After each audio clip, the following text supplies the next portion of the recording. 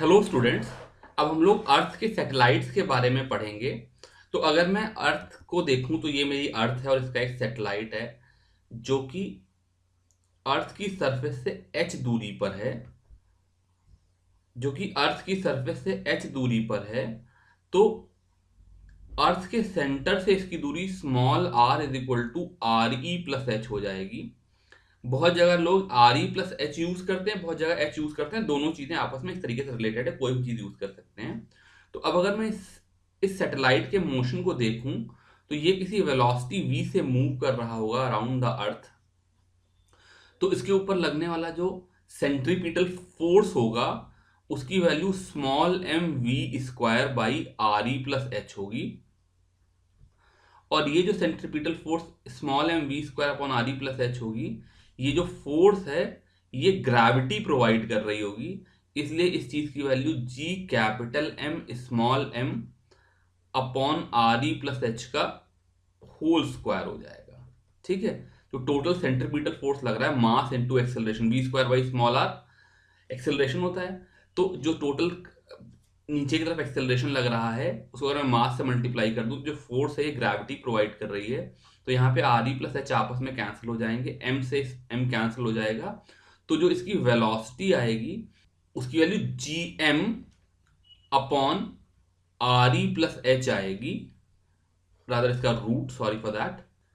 अगर मैं v at surface of earth देखना चाहूं तो सरफेस ऑफ अर्थ मतलब very close to earth surface, अगर मैं b की वैल्यू देखना चाहूं तो मैं h को 0 ले लूंगा। इसको हम टिपिकली ऑर्बिटल वेलोसिटी vo से डिनोट करते हैं। इसकी value under root of G M by R E हो जाएगी, या इसे मैं चाहूं तो under root of G M upon R E square into R E लिख सकता हूं। तो ये रूट जी आर ई हो जाएगा, जिसकी वैल्यू अप्रोक्सीमेटली 8 किलोमीटर पर सेकेंड हो जाएगी। तो अगर आपको याद हो तो एस्केप वेलोसिटी जब हमने निकाली थी, सॉरी एक्चुअली एस्केप स्पीड जब हमने निकाली थी, अगर आपको याद हो तो एस्केप स्पीड जब हमने निकाली थी तो उसकी value under root of 2g upon R E होता था। तो इसका मतलब किसी भी टाइम पर जो ऑर्बिटल वेलोसिटी होगी वो 1/√2 ऑफ एस्केप स्पीड होगी। तो किसी चीज को अर्थ के चारों तरफ मूव कराने के लिए जितनी और वेलोसिटी देनी है वो उसको एस्केप कराने की वेलोसिटी से कम है। तो अगर कोई चीज, कोई सैटेलाइट अर्थ के चारों तरफ घूम रहा है तो उसकी velocity root G M by R E plus H होगी। और अगर हम किसी चीज को इतनी वेलोसिटी दे दें तो वो फिर सर्कल बना करके अर्थ के चारों तरफ मूव करने लगेगा। अब अगर मैं यहाँ पे अर्थ के चारों तरफ मूव करते हुए सैटेलाइट के ऑर्बिट को सर्कल मानूं, जो कि हमेशा ट्रू नहीं होगा, कई बार एलिप्स भी हो सकता है, पर फिलहाल हम लोग क्लास 11th में इसको सर्कल मान रहे हैं। तो अगर मैं इसको सर्कल मानूं तो मैं इसका टाइम पीरियड निकाल सकता हूं। ये 2 पाई आर ई प्लस एच, ये टोटल डिस्टेंस ट्रेवल्ड हो जाएगा, डिवाइडेड बाई वी हो जाएगा।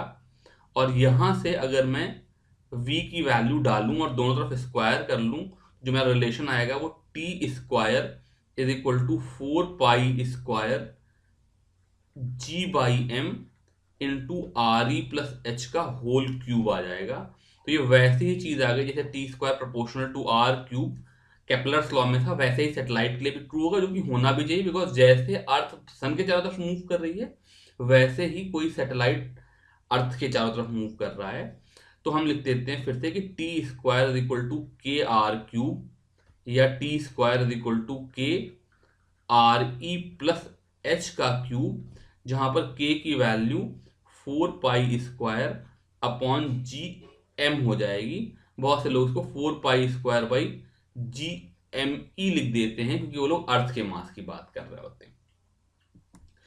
इस कंसेप्ट को लेकर के इन्होंने ये मार्स के बारे में एक प्रॉब्लम दी है। ये कह रहे थे planet Mars has 2 moons, Phobos and Deimos. Phobos has a time period of 7 hours 39 minutes in an orbital radius of 9.4 into 10 to the power of 3 kilometre. Calculate the mass of Mars. तो अगर मैं T square is equal to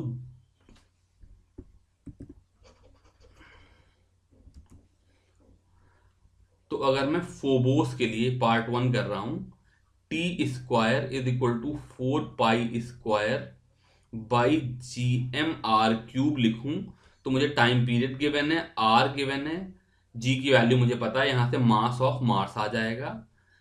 दूसरा part करें, assume that the earth and Mars move in the circular orbit around the sun with their Martian orbit being 1.52 times orbital radius of earth, what is the length of martial year in days. तो part 2 में ये कह रहे हैं कि भाई अगर earth के लिए T square is equal to T E square is equal to K times R E का क्यूब है और मार्स के लिए T M square is equal to K times R M का क्यूब है, तो यहां से मैं कह सकता हूं कि टी एम बाई टीई का whole square is equal to K से के कैंसिल हो जाएगा, R M by R E का होल क्यूब। अब यहां पर इन्होंने बता दिया कि R M is 1.52 R E, the Martian orbit being 1.52 times orbital radius of earth. तो इस चीज को मैं 1.52 का क्यूब लिखूंगा, तो यहां से टी एम की वैल्यू अंडर रूट ऑफ 1.52 का cube into time period of Earth आ जाएगी। 1.52 का क्यूब करके आप अंडर रूट निकाल लोगे और टाइम पीरियड ऑफ अर्थ को अगर तुम 365 डेज पुट कर दो, बल्कि 365.25 डेज टू बी एक्यूरेट, तो यहां से लेंथ ऑफ मार्शियन ईयर आ जाएगी।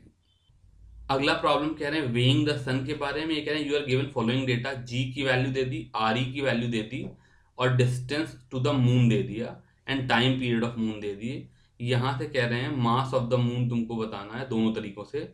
तो अगर जी को लिखना चाहूं तो G is equal to G M E upon R E square होता है। तो कैपिटल जी की वैल्यू पता है, आर ई दिए है, जी दी है, यहां से एम ई की वैल्यू निकाल लेंगे। और दूसरा तरीका ये है, अगर मैं मून के मोशन को देखूं तो T square is equal to 4 pi square by G M R cube होता है। यहां पर टाइम पीरियड दे रखा है मून का और ये आर ई और ये स्मॉल आर, इसको मैंने स्मॉल आर लिख दिया, कैपिटल आर है। तो ये कैपिटल आर दे रखा है, यहां से तुम फिर कैपिटल एम ये निकल के आएगा, ये भी मास ऑफ अर्थ ही निकल करके आ जाएगा। तो इस तरीके से दोनों तरीके से हम लोग मास ऑफ अर्थ निकाल के कंपेयर कर सकते हैं। अगले एग्जाम्पल में कह रहे हैं express the constant K of T square is equal to K into R E plus H का whole cube in days in kilometre. It's given that K is equal to 10 to the power minus 13 second square per metre cube. तो K की value 10 to the power minus 13 second square per metre cube है। तो अब मुझे इसको days और kilometre में convert करना है, तो 10 टू द पावर माइनस 13 को तो एज सच ही रहने देंगे। अगर मैं कन्वर्जन करूं तो 1 डे में 24 hours into 60 minutes into 60 seconds होते हैं। तो ये जो सेकेंड है, इस 1 सेकेंड की जगह पर मैं 1 अपॉन 24 इंटू 60 इंटू 60 इसका होल स्क्वायर डे स्क्वायर लिख दूंगा। तो ये नंबर बेसिकली सेकेंड स्क्वायर ही हो गया। और डिनोमिनेटर में मुझे मीटर क्यूब लिखना है, तो जो मेरा मीटर क्यूब होता है वो 10 to the power minus 3 kilometre होता है। तो इसका क्यूब कर लेंगे, तो ये जो नया नंबर आएगा 10 to the power minus 13 upon 24 square into 60 की power 4 into 10 to the power minus 6, ये value day square by kilometre cube में आएगी। ठीक है, तो मैंने क्या किया, सेकेंड को डे में लिख लिया, मीटर को किलोमीटर में लिख लिया, और यहाँ पर जहाँ पे सेकेंड स्क्वायर था वहाँ पे सेकेंड स्क्वायर की वैल्यू डाल दी, जहाँ पर मीटर क्यूब था वहाँ पे मीटर क्यूब की वैल्यू डाल दी और सॉल्व कर लिया। तो ये जो नंबर आ गया, ये के की नई वैल्यू हो गई डे स्क्वायर पर किलोमीटर क्यूब में। उसके बाद इन्होंने कहा कि the moon is at a distance of 3.84 into 10 to the power 5 kilometre from the earth. तो ये अब कह रहे हैं the moon is at a distance of 3.84 into 10 to the power 5 kilometre from the earth, obtain its time period of revolution in days. तो यहाँ पर इस इक्वेशन में आर ई प्लस एच की जगह पर ये डिस्टेंस डाल दो और टी की वैल्यू निकाल लो। ऑब्वियसली वो 27 डेज के आसपास। अब हम लोग energy of an orbiting satellite निकालेंगे। तो बेसिकली कंसेप्ट क्या है कि ये अर्थ है, अर्थ की सरफेस से h हाइट पर ये एक सैटेलाइट है जो कि ऑर्बिट कर रहा है। इसकी वेलोसिटी v नॉट मैंने अभी निकाल ली है। इसकी value under root of G M E upon R E plus H होती है। अब हम इस सैटेलाइट की टोटल एनर्जी निकालेंगे। तो इसकी टोटल एनर्जी टी होगी, वो उसकी काइनेटिक एनर्जी और पोटेंशियल एनर्जी का सम होगा। तो काइनेटिक एनर्जी अगर मैं अलग से निकालूं तो इसकी वैल्यू हो जाएगी half small M V square, जहां पर स्मॉल एम इस सेटेलाइट का मास है, बल्कि वी क्यों वी नॉट लिख लेता हूं, बिकॉज मैं इसको वी नॉट लिखता हूं इसकी ऑर्बिटल वेलोसिटी को।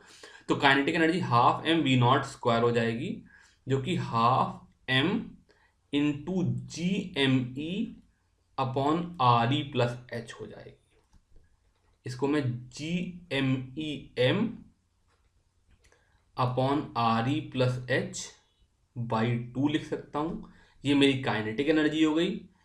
पोटेंशियल एनर्जी जो होगी इसको हम लोग V से भी डिनोट करते हैं। इस चैप्टर में हम लोगों ने पोटेंशियल एनर्जी को V से डिनोट कर रखा है। इसकी value minus G M E M upon R E plus H हो गई। तो सिंपल वही G M E M by R में आर की वैल्यू यहाँ पर आर ई प्लस एच ले लेंगे, और यहाँ से जो मेरी टोटल एनर्जी हो जाएगी वो इस काइनेटिक एनर्जी और पोटेंशियल एनर्जी का सम हो जाएगी। तो क्लियरली जो काइनेटिक एनर्जी है वो पोटेंशियल एनर्जी का हाफ है और अपोजिट साइन की है। तो टोटल एनर्जी की value minus G M E M upon twice of R E plus H हो जाएगी। तो यहां से मेरा निकल करके आया कि जो टोटल एनर्जी है ये माइनस ऑफ काइनेटिक एनर्जी हो जाती है, और इसकी value half of potential energy आ जाती है। तो इस तरीके से हम लोगों ने एनर्जी निकाल ली। अब अगर याद हो तो हम लोगों ने वर्क पावर एनर्जी में एक सवाल पढ़ा था कि जब मान लो मेरे पास ये सैटेलाइट है जो मूव कर रहा है, ये अपनी एनर्जी लूज करेगा, ठीक है, टोटल एनर्जी लूज करेगा, तो इसकी वेलोसिटी इंक्रीज क्यों करती है ये हम लोगों ने पढ़ा था। तो वहां भी मैंने बता दिया था कि एक, वैसे तो मैं फर्स्ट गो में बता ही दिया था, लेकिन वहां मैंने बताया था कि डिटेल में हम लोग ग्रेविटी में बताएंगे। तो अब हम लोग फिर से ग्रेविटेशन के कंसेप्ट में देखें। जो कि मेरी टोटल एनर्जी है वो minus G M E M upon R E plus H by 2 है। तो अगर ये टर्म को डिक्रीज करना है तो नेगेटिव नंबर डिक्रीज कर रहा है, इसका मतलब जो उसका मॉड है वो इंक्रीज कर रहा है। मॉड इंक्रीज कर रहा है, इसका मतलब आर ई प्लस एच ये जो नंबर है ये डिक्रीज कर रहा है। इसका मतलब जब क्या कहते हैं ये सैटेलाइट अपनी एनर्जी लूज करेगा तो एनर्जी लूज करके अर्थ के करीब आने लगेगा, मतलब कि इसकी हाइट एच जो है वो डिक्रीज करेगी। जब ये एनर्जी लूज कर रहा है तो टोटल एनर्जी लूज करेगा तो इसकी हाइट डिक्रीज होगी, और हाइट डिक्रीज होगी तो जिसकी वेलोसिटी है वो root R E plus H के इनवर्सली प्रोपोर्शनल है, इसलिए वेलोसिटी इसकी इंक्रीज करेगी। और ऑब्वियसली ये जो इंक्रीज वेलोसिटी है ये एक्सपेंस ऑफ पोटेंशियल एनर्जी की आ रही है। तो अब इस सिंपल से कंसेप्ट को यूज करके उन्होंने एग्जाम्पल दे दिया है। ये कह रहे हैं 400 kilogram satellite is in circular orbit of radius twice of R E about the earth, how much energy is required to transfer it to a circular orbit of radius 4 R E. तो इसकी जो total energy initial है इसकी value minus G M E M upon twice of R E plus H है। H की वैल्यू अगर मैं 2 आर ई डाल दूं तो ये are E plus 2 R E हो जाएगा, यानी कि minus G M E M by 6 R E. ये इसकी इनिशियल टोटल एनर्जी है। ऐसे ही टोटल एनर्जी जब मैं फाइनल लिखूंगा तो ये minus G M E M तो ऐसे रहेगा by 2 into R E plus 4 R E हो जाएगा, बिकॉज नया रेडियस 4 आर ई है। तो total energy minus G M E M by 10 R E हो जाएगी। अब एनर्जी रिक्वायर्ड जो हो जाएगी, एनर्जी रिक्वायर्ड ये हो जाएगी total energy final minus total energy initial, इसमें से ये सब्ट्रैक्ट कर दोगे तो यहां से मेरा आंसर आ जाएगा। अगली चीज पूछ रहे हैं what is change in kinetic energy in potential energy. Kinetic energy का फॉर्मूला होता है GMEM upon twice of RE plus H, और पोटेंशियल एनर्जी का फॉर्मूला होता है minus GMEM upon RE plus H. यहां पर इनिशियल वाले केस के लिए H की वैल्यू 2RE और फाइनल वाले केस के लिए H की वैल्यू 4RE डालोगे तो दोनों केसेस में काइनेटिक एनर्जी पोटेंशियल एनर्जी आ जाएंगी और वहां से उनका चेंज निकाल लोगे। अगला कंसेप्ट जियो स्टेशनरी सेटेलाइट का है, तो हम लोग कुछ खास तरह के सेटेलाइट्स के बारे में पढ़ेंगे। तो जियो स्टेशनरी सेटेलाइट और पोलर सेटेलाइट, ये दो तरह के सेटेलाइट होते हैं। जियो स्टेशनरी जैसा कि नाम से ही क्लियर हो रहा है, ये अर्थ के रिस्पेक्ट में स्टेशनरी है। तो जो जियो स्टेशनरी सेटेलाइट होता है ये इक्वेटर के चारों तरफ ऑर्बिट करता है। मतलब जैसे ये मेरी इक्वेटर है तो इसका ऑर्बिट कुछ इस तरीके से होगा।